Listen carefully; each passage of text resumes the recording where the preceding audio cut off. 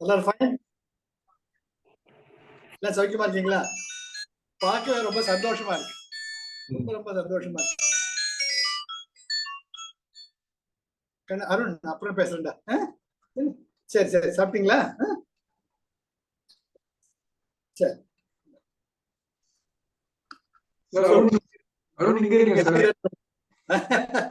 யாருன்ற தாமரைகள் 12 தாமரைகளை பாக்குறியா? ஜோரா இருக்கு. So happy, so happy, good.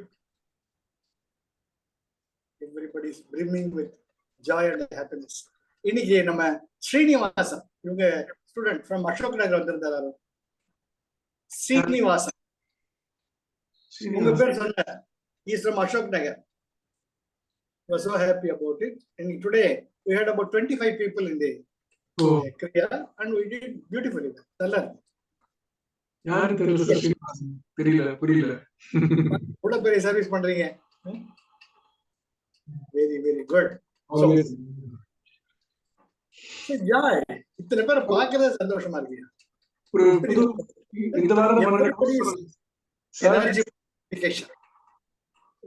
இந்த வாரம் கோர்ஸ் முடிச்சது நம்ம கலை அரசியல் பாண்டிச்சேரியில இருந்து கலை அரசியல் கையிலே பண்ணணும் சாருக்கு.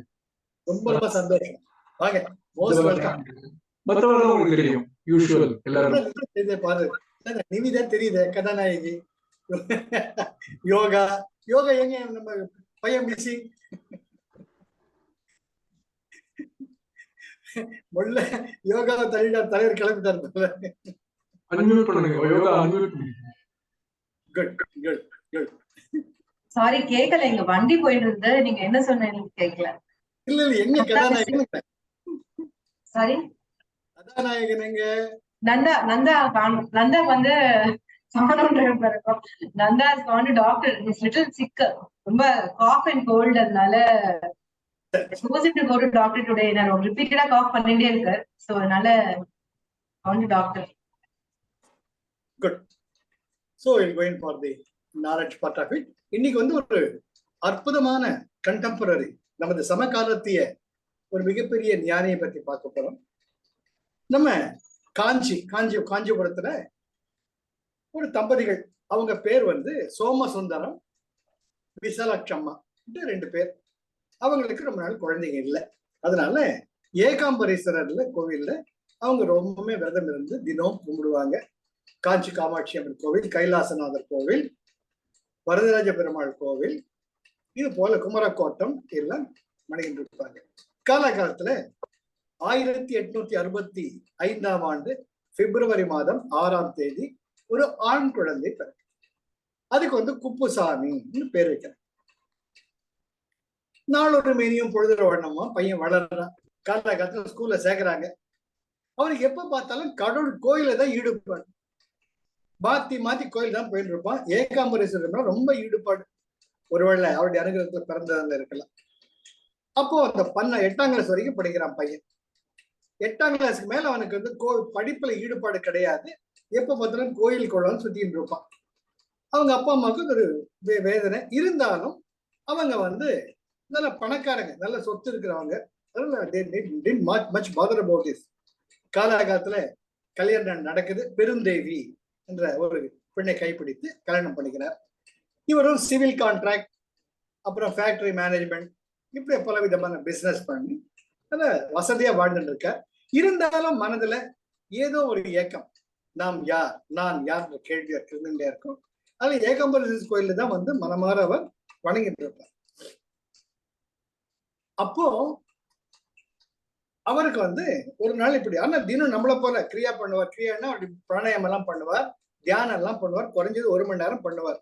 அந்த ஒரு முக்கியமான நிகழ்ச்சியா அவர் எடுத்துட்டார். அவங்க மனைவியும் ரொம்பவுமே அவருக்கு உடன்பாடா இருக்காங்க. அது மிகப்பெரிய கொடுப்பனை, கணவனும் மனைவியும் சேர்ந்து இருக்கிறதுங்கிறது. அப்படி இருக்கக்கூடிய காலத்துல திடீர்னு ஒரு நல்ல ஒரு இளைஞன், அழகான இளைஞன் அந்த கோவில் மண்டபத்துல இவர் தியானம் பண்றச்ச வந்து நிக்கிறான். கண்ணை திறந்து பார், என்ன பண்ணிட்டு இருக்கேனேங்கிறப்ப, நான் தியானம் பண்ணிட்டு இருக்கேன், இது போல யோகா எல்லாம் பிராக்டிஸ் பண்றேன், யோகத்தின் சூட்சுமங்களை உனக்கு தெரிவிக்கிறதை வந்திருக்கேன், என் பேர் நித்யானந்தர் அப்படின்னு அந்த பையன் அறிமுகப்படுத்திக்கிட்டு இளைஞன் இவருக்கு சில நுணுக்கமான யோகங்கள்லாம் சொல்லித்தார். இவர் வந்து அதை அப்படி ஏத்துக்கிட்டு எனக்கு குருவாக விளங்கக்கூடிய நீங்கள் வயதில் சிறியவராக இருந்தாலும் எனக்கு அருள் பாலிக்கிறீர்கள் வணங்குவார். இவருக்கு அப்ப 45 வயசு. பிசினஸ் உண்டு, வீடு உண்டு அப்படின்னு இருப்பார், கோவில் உண்டு இருப்பார்.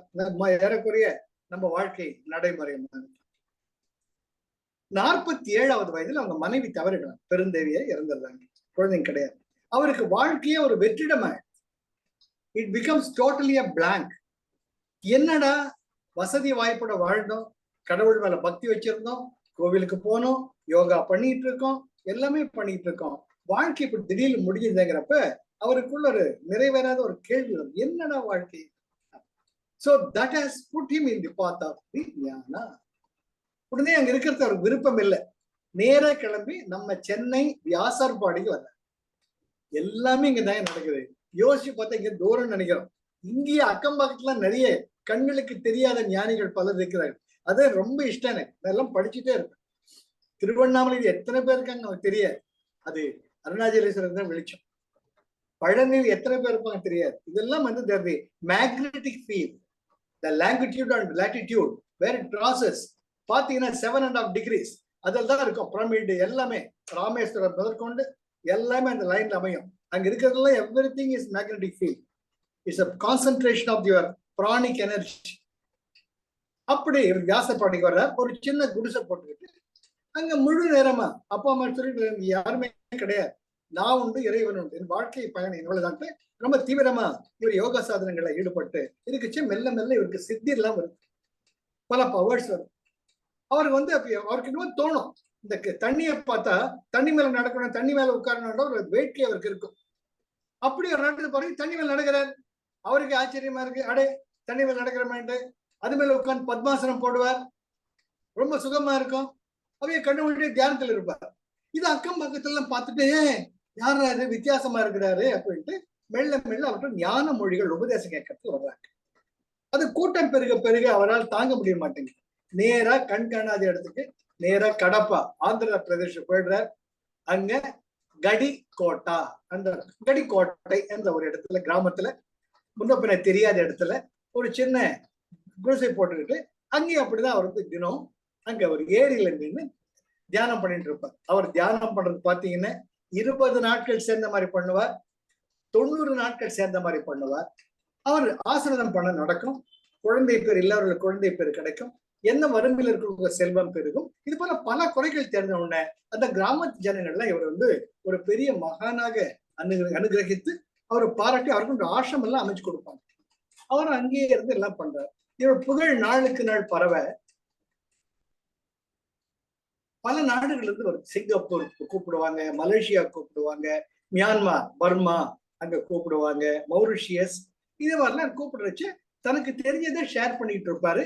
நான் ஒன்றும் வித்தியாசமானவன் இல்லை, நானும் சாதாரண வாழ்க்கையில் இருந்தவன் தான், எனக்குள்ள ஞானம் வந்தது இறைவனுடைய மிகப்பெரிய கடாட்சம், ஆனால் இதுதான் வழிமுறை வச்சு அந்த கடப்பு ஆசனத்தை உட்கார்ந்துட்டு தான் பல புராணங்களுக்கும் இதிகாசங்களுக்கும் அதே போல உபனிஷத்துக்களும் அவர் விரிவுரை எழுதுறார்.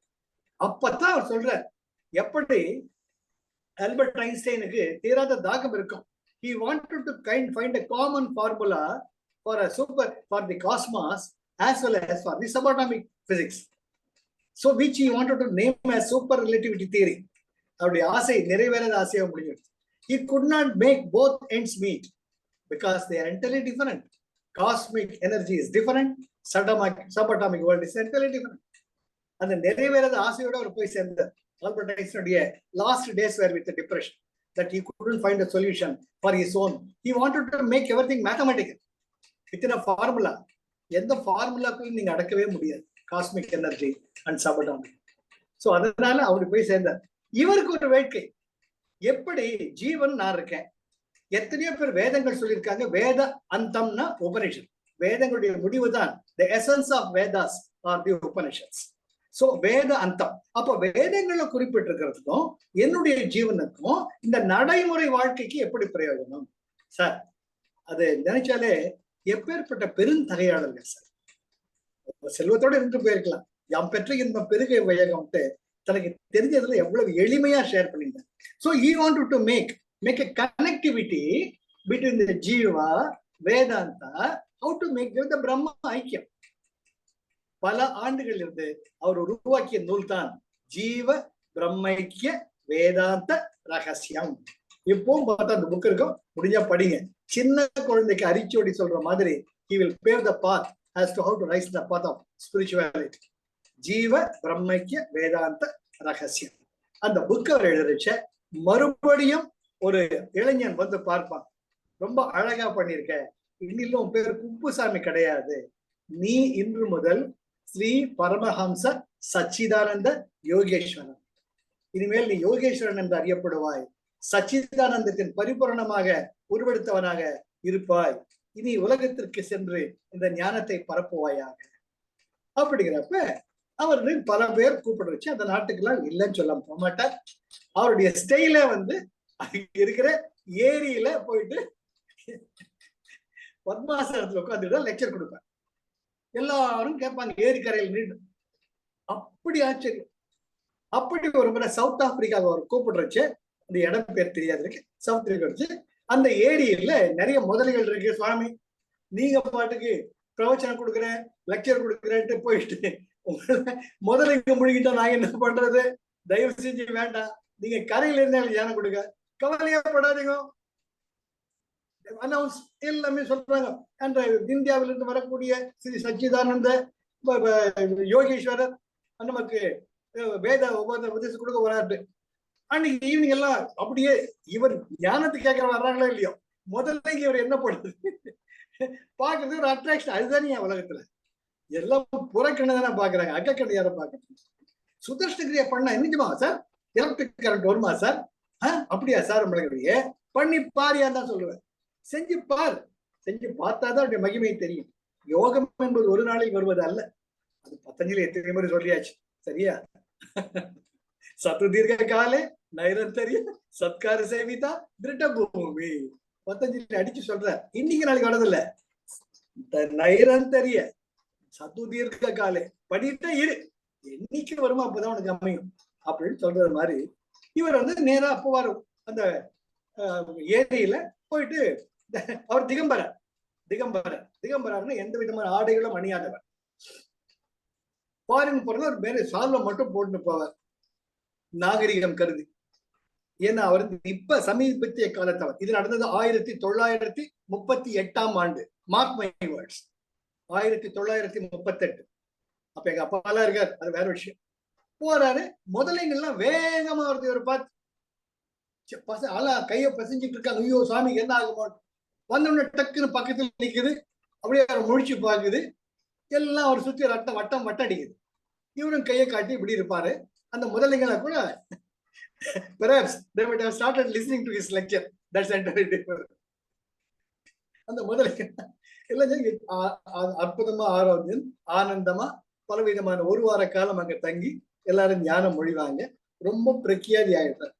அப்போ அவருடைய வார்த்தைகள், செயல்கள், எண்ணங்கள் எல்லாமே வந்து எல்லாருக்குமே ஒரு அற்புதமான நிம்மதியை கொடுக்க ஆரம்பிக்கும். அவருடைய ஸ்டைல வந்து ஜீவ சமாதியில் எப்பவுமே இருப்பார். 90 நாட்கள், 100 நாட்கள். அவர் அதிகபட்சமா இருந்தது 344 நாட்கள். அவருடைய கடப்பு ஆசிரமத்துல உட்கார்ந்தாருன்னு சொல்லிடுவார். யாருன்னு முழுக்கதைங்க 300 இத்தனை நாள் கழிச்சு நான் கண் திறப்ப என்ன பாருங்கன்ட்டு இருப்பார். இதுவே அவருடைய ஆற்றிய. அப்படி அவர் கடப்பால் இருக்கச்சு அவருக்கு வந்து மறுபடியும் இந்த ஜனங்க சத்தம் இதெல்லாம் போய் நான் எங்கேயாச்சும் காட்டுக்கு போறேன்ட்டு காட்டுக்கு போயிடுவார். அந்த கடப்பா காட்டுல வந்து நிறைய கொடிய மிருகங்கள்லாம் இருந்த காலம் அது. அப்போ அந்த கிராமத்து ஜனங்கள்லாம் சொல்லுவாங்க, சுவாமி நாங்க வேணா காவலுக்கு வர்றோம், புலி எல்லாம் இருக்கு அந்த காட்டுல, நீங்க என்ன பண்ணுவீங்க? கவலைப்படாத. போறச்சே ஜனங்கள் கண்கூடா பார்த்திருக்காங்க.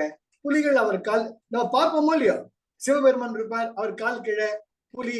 நம்ம ஆதிசங்கரர் கால்கள் புலி மாதிரி டிராயிங் பார்த்திருக்கிறோமா இல்லையா? நீங்க பாருங்க போயிட்டு வெப்சைட்ல. அவர் தியானம் பண்ணிட்டு இருப்பார், அவர் பக்கத்துல 2 புலிங்க உட்காந்துக்கிட்டு கம்முன்னு இருக்கும். சோ அது போல நமக்கு என்ன தெரியுதுன்னா, அவர் என்ன சொல்லுவாருன்னு, எனக்குள்ள என்ன இருந்ததோ அதுதான் எல்லாருக்குள்ளயுமே இருக்கு. அது நம்ம உணர்றதுதான் ஜீவ பிரம்மைக்கிய வேதாந்த ரகசியம். கடைசியில் அப்படிதான் முடிப்பாரு. எல்லாமே ஆனந்த தத்துவம் தான். நாம யாரும் தெரியாம நாம இந்த உடம்புதான் பிரதானம் இருக்கோம். உடம்பு முக்கியம், ஆனால் உடம்புக்குள்ளேயும் ஒரு அற்புதமான ஜோதி இருக்கு. அதை உணர்றதான் மனித பிறவினுடைய ஒரே லட்சியம். அது ரொம்ப அழகா இருப்பார். கடைசியில கடப்பா ஆசிரமத்துல. இதுல பெங்களூர்ல பின்னிப்பேட், இன்னைக்கு வந்து பின்னிப்பேட்டுங்கிற இடத்துல அவருடைய ஆசிரமத்தை நிறுவுறாங்க. அங்கேயும் அவர் தங்கி பல லெக்சர்ஸ் கொடுத்துருக்கிறார். கடைசியில கடப்பா ஆசிரமத்துல வந்து 1957ஆம் ஆண்டு, அப்ப குருஜிக்கு 1 வயசு, எனக்கு 8 வயசு, சமகாலத்தியவர்கள். அது சொல்லதான் வேண்டாம். அப்போ நான் இந்த காலத்துல இந்த வேலையில நான் என்னுடைய ஜீவசமாதி அடையணும்.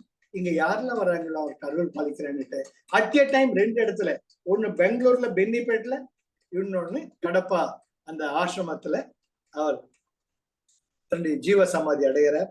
அவர் சொன்ன முக்கியமான உபதேச மொழியை, அனைத்து உயிர்களையும் நேசிப்பாயாக.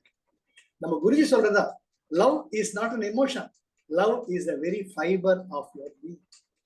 அது போல உனக்குள்ள இருக்கிற அன்பை நீ எவ்வளவுக்கு எவ்வளவு இருக்கிறியோ அவ்வளவுக்கு நீ தான் கடவுளை உணர்வ, அதற்கு நானும் ஒரு சாட்சி அப்படின்றது அவரு இன்னைக்கு வந்து அவர் ஆசிரமத்துல ரெகுலரா லண்டன் இருக்கு. இதை உங்களோட ஷேர் பண்ணிக்கிறதுல எனக்கு ரொம்ப சந்தோஷம் இருக்கு. அதுதான் நான் சொல்ல வரேன், நம்ம ஒவ்வொருத்தருக்குள்ளேயும் அந்த இறைமை இருக்கு. அந்த இறைமையை எப்படி உணர்றோங்கிறதுக்கு சாதனா, சத்சங், சேவை, ரெண்டுமே ரொம்ப ரொம்ப ரொம்ப 3மே முக்கியம். சாதனா, உங்களுக்குள்ள போங்க, பிராணாயாமம் பண்ணுங்க. Breath is the only link. வழி உள் அடக்க வலை படுபோல் மனம் ஒடுங்கும் உந்தி பெற ஒடுக்க உபாயம் இதுவே உந்தி பெற. பகவான் ரமணர் உபதேச சாரத்துல கிளியரா சொல்ற. அது பார்த்து நம்ம எப்பேற்பட்ட புண்ணியம் பண்ணிருக்கணும். 3 stage pranayama, bhastrika, Om shanti, Sudarshan Kriya, finished. Your prana level goes somewhere. Once you increase the prana, நீங்க யாரையும் மாத்த வேண்டாம், எதையும் மாத்த வேண்டாம், தானா. இது கண்கூட வாழ்க்கையில அனுபவிச்சுட்டு இருக்கிறவங்க, யாரையும் மாத்த வேண்டாம். அவங்க இயற்கையில் இருக்காங்க. நீங்க சொல்லி யாரும் மாற போறது. உங்க பிராணாவை இன்க்ரீஸ் பண்ணுங்க. Once you increase your pranic energy, everything around you will fall in start, so that you will be happy, they will be happy. You will become a source of joy, love and enthusiasm to one and all around and everywhere. அதனால விடாம பண்ணுங்க. இன்னைக்கு உடனே share பண்றது ரொம்ப சந்தோஷம். யோசிச்சு பாருங்க, ஆத்துல நீங்க போறச்ச முதல்ல வேகமா இருந்தா என்ன பண்ணுவோம்ட்டு. அப்போ வாட் கைண்ட் ஆஃப், இது வந்து நிறைய விளையாட்டே கிடையாது. ஏக்நாத் பாபாஜி புலியோட குட்டிகளை கூடவே இருந்து பார்த்துட்டார். அது அம்மா புலி கேட்கும், சாமி எனக்கு பாலை சுரக்கல, நான் வேட்டைக்கு போகணும், என் குட்டிகளை யார் பார்த்துப்பாங்க? ஏக்நாத் பாபாஜி, கவலைப்படாத, நீ வேட்டைக்கு போயிட்டு வா, நான் உன் குட்டிகளை பாத்துக்கிறேன். For 6 months he was taking care of the புலி குட்டிங்க. It is happened. And Mahesh அண்ணாத் Baba, ஸ்ரீஎம்மோட Guruji, அங்க மத யானைகள் இருக்குச்சு, மத யானை தலையில கை வச்சு, உன் விளையாட்டுல ஏன்டா அவளை கேட்டிருக்கு, கிராம ஜனங்க பயப்படுறாங்க, போ காட்டுக்குள்ள போ, இங்கெல்லாம் வராத சொன்னப்போ அந்த மத யானை சின்ன குழந்தை மாதிரி ஓடி போகுது. அது போல the living masters are there around us. அதே சக்தி தான் நமக்குள்ளே இருக்கு. அதுதான் முக்கியம். எல்லாம் யோசிக்கும் வேளையில் பசி தீர உண்பதும் உறங்குவதுமாக நான் என குளறியே ஒன்றை விட்டு ஒன்று பற்றி வாச கடற்குழை வீழாமல் மனதற்ற பரிசுத்த நிலையை கருடுவாய். பார்க்கும் இடமென்றும் ஒரு நீக்கமர விதைகின்றார் பரிபூரணன். இப்பேற்பட்ட ஞானிகள் வாழ்ந்த நிலைமை பாரத புண்ணியம். அதற்கேற்ற அற்புதமான ஒரு பிள்ளைங்களை நாம் இருக்கணும். அதுதான் வாழ்க்கையில் விஷயம். Jai Gurudev. Life is love, life is joy, life is enthusiasm. Thank you, Arun. Thank you for the opportunity. Next week. Living masters ellarum family irukanga. Even like our Gandaraj sir. I am blessed. We are all blessed, sir. Thank you, sir. எத்தனை அழகான தாமரை பூக்கள் வளர்ந்துருக்கு. அதுவே போதுமே. பிராணாவை நிறுத்திங்க, அதுதான் முக்கியம். யாரையும் மாத்த முயற்சி பண்ணாதீங்க, யாரும் மாறமா. நாம பிராணா இன்க்ரீஸ் ஆக ஒன்னா அவங்க கூட நம்ம இருப்போம், இல்லாட்டி ஏதோ ஒரு சக்தி நம்மள எடுத்து வேற இடத்துக்கு மாத்திருக்கோம். அங்க உங்களுக்கு தான் இருப்பாங்க. அதுதான் சத்சங். ஒத்த உடையவராய், ஒத்த குணங்களை உடையவராய், ஒத்த அதிர்வுகளை உடையவர்கள் கூட இருப்பார். Accept it. Accept as you travel in the stream of light. Row your boat gently down the stream. Merrily. Life is but a dream. life is nothing but a sequence of experiences. Live it with love, live it with joy. Be always enthusiastic. Jai Gurudev. Thank you, sir. Judy, you are there. Good, good, good. Sir, இன்னைக்கு சுதர்ஷன் கிரியா sir, இன்னைக்கு 5th March Sudarshan கிரியா நமக்கு கிடைச்ச நாள் நம்ம எல்லாருக்குமே. March 5th. Excellent, excellent. March 5th is a day in which Guruji shared the Sudarshana Kriya to the world. We are blessed. இதெல்லாம் பேச மணிக்கணக்கா பேசிட்டே போகலாம். Next week பேசலாம் அதை பத்தி. Guruji could come out with Sudarshana Kriya.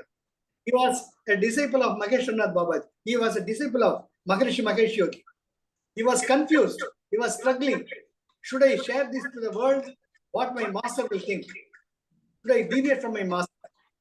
He had a struggle. ஒவ்வொருத்தர் வாழ்க்கையிலும் இந்த ஸ்ட்ரகிள் இருக்கும். அது எப்படின்னு அடுத்த வாரம் பார்க்கலாம்.